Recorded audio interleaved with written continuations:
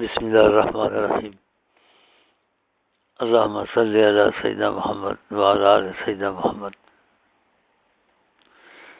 قرآن پاک میں ہے وَإِن تُطِيعُوهُ تَهْتَدُوا، اگر نبی کریم کی بات مانو گے تو تمہیں رستہ مل جائے گا، یعنی رحمتیں آئیں گی اور مصیبتیں دور ہوں گی اور رحمت العالمین ہے۔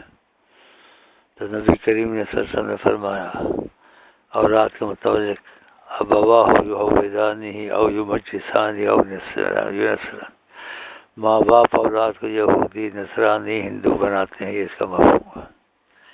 تو ماں باپ کی تربیت سے ہوتا ہے، تو اپنی اولادوں کا خیال کریں، ان اسکولوں میں نہ ڈالیں جس میں دین کی تعلیم نہیں ہے، ان کو نکالیں وہاں سے، ان اسکولوں میں ڈالیں جس میں دین کی تعلیم ہے، تاکہ ان کو معلومات ہو اور تمہاری اولادیں اپنے لیے بھی خیر بنے، تمہارے لیے بھی خیر بنے۔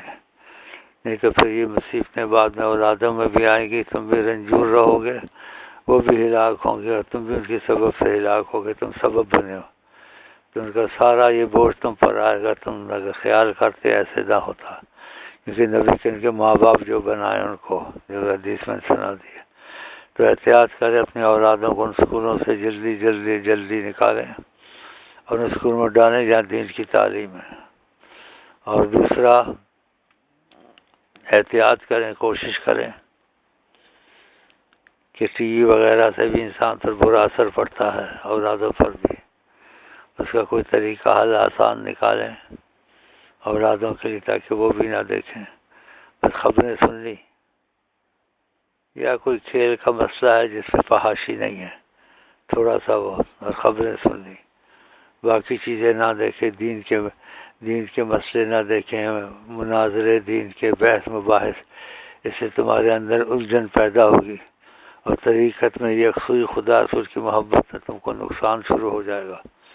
تو ان چیزوں سے ہٹ جائیں اور اولاد کو بھی ہٹائیں، لیکن طریقہ یہ پوری کوشش کریں کہ ٹی وی میں یہ چیزیں نہیں دیکھنی ہے، نہ اولاد کو دکھانی ہے، بہانہ بنا کے اور کاموں میں لگا دینا ہے، نہ گھر والی دیکھنے پہ خبریں یا کوئی ایسا کھیل کہیں جس سے فحاشی نہیں ہے۔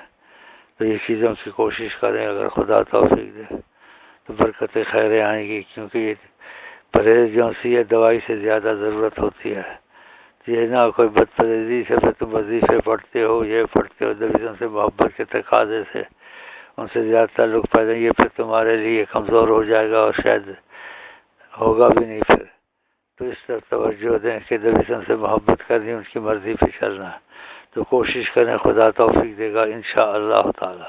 جو باہر کے ملکوں میں ہیں وہ بھی کوشش کریں ملکوں سے نکلے، وہاں نہ رہیں، وہاں اولادیں خراب ہوتی ہیں، ماحول خراب ہے۔